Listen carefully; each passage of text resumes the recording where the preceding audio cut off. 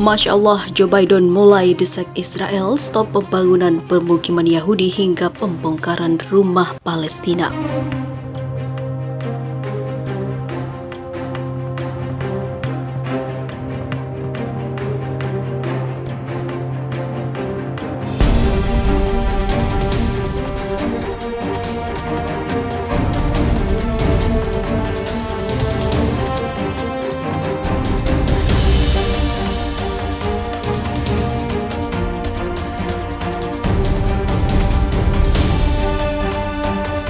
Juru bicara Departemen Luar Negeri atau DEPLU Amerika Serikat meminta Israel menghentikan pembangunan pemukiman Yahudi,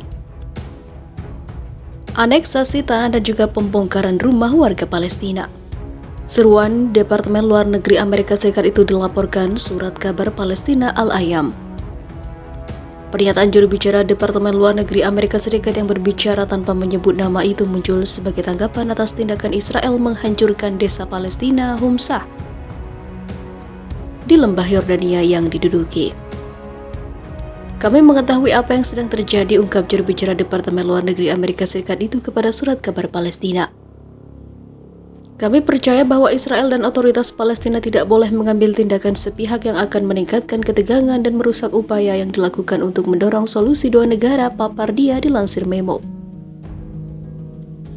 Dia menyatakan bahwa tindakan sepihak itu meliputi pencaplokan tanah, pemukiman, pembongkaran rumah, menghasut kekerasan dan juga membayar kompensasi bagi orang-orang yang dipenjara karena melakukan tindakan kekerasan. Perlu dicatat bahwa Departemen Luar Negeri Amerika Serikat tidak pernah mengkritik tindakan Israel di wilayah Palestina yang diduduki di era pemerintahan mantan Presiden Amerika Serikat Donald Trump. Pemerintahan Presiden Amerika Serikat Joe Biden tampaknya mengambil arah yang berbeda dengan Donald Trump dalam menjalin hubungan dengan Israel. Di sisi lain, diberitakan sebelumnya, populasi orang Yahudi terus turun sejak berdirinya negara Israel. Populasi orang Yahudi di Israel terus turun di bawah ambang batas 74% untuk pertama kalinya tahun ini. Laporan itu didapat dari data Biro Pusat Statistik yang diterbitkan Senin 12 April 2021 untuk menghormati Hari Kemerdekaan ke-73 Israel. Dikutip dari Jerusalem Post, laporan tersebut menunjukkan bahwa menjelang pembentukan negara Israel pada 1948, persentase penduduk Yahudi mencapai 82,1% dibandingkan saat ini yang 73,9%. Pada hari kemerdekaan ke-7 Israel, tingkat orang Yahudi adalah 74,5%, penurunan lebih dari setengah persen hanya dalam 3 tahun. Data tambahan mengungkapkan populasi Yahudi Israel sekitar 9,327 juta. Segmentasi menunjukkan bahwa sekitar 6.984 juta adalah orang Yahudi, 73,9%, dan sekitar 1.966 juta adalah orang Arab, 21,1%, termasuk Muslim dan Sirkasian, Kristen Arab termasuk Armenia dan Druze. Sekitar 467.000 orang didefinisikan sebagai orang lain, termasuk Kristen non-Arab, anggota agama lain, dan mereka yang terdaftar tidak memiliki klasifikasi agama dalam daftar penduduk. Sejak hari kemerdekaan terakhir, populasi Israel telah bertambah 137.000 orang, meningkat sekitar 1,5% selama periode ini. Sekitar 167.000 bayi lahir, sekitar 16.300 imigran datang dan 50.000 orang meninggal. Sejak berdirinya negara itu, sekitar 3,3 juta orang telah berimigrasi ke Israel. 1,5 juta diantaranya tiba sejak 1990 dengan dimulainya gelombang besar imigrasi dari bekas Uni Soviet. Selama periode ini sekitar 129.000 warga negara yang lahir di luar negeri juga berimigrasi ke Israel.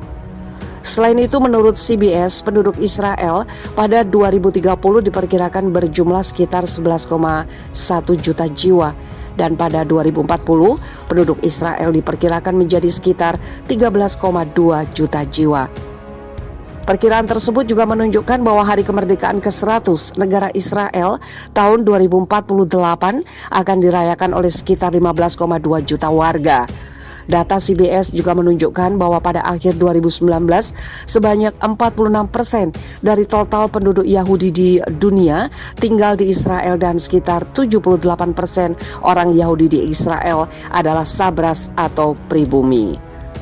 Statistik lain mengungkapkan bahwa penduduk Israel adalah penduduk muda dengan sekitar 28,1%, di antaranya anak-anak 0-14 tahun dan sekitar 12% berusia 65 tahun ke atas.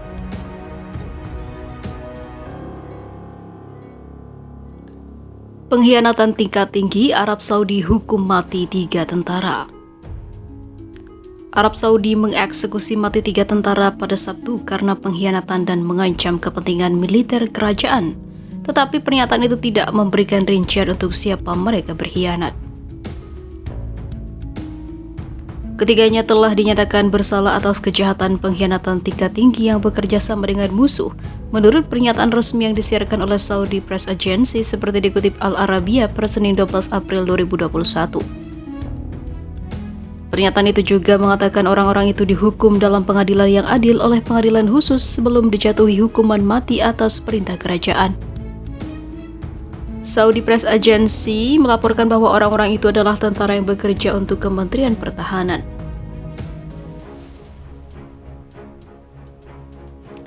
Penyelidikan mengungkapkan bahwa 3 pegawai kementerian melakukan pengkhianatan bekerja sama dengan musuh dengan cara melanggar kerajaan dan kepentingan militernya, kata kementerian itu. Ketiga tentara itu adalah Muhammad bin Ahmed bin Yahya, Akam, Saher bin Isa bin Qasim Hakawi, dan juga Hamud bin Ibrahim bin Ali Hasmi menurut SPA. Kementerian mengatakan bahwa 3 tentara juga dianggap mengganggu keamanan dan stabilitas kerajaan Arab Saudi.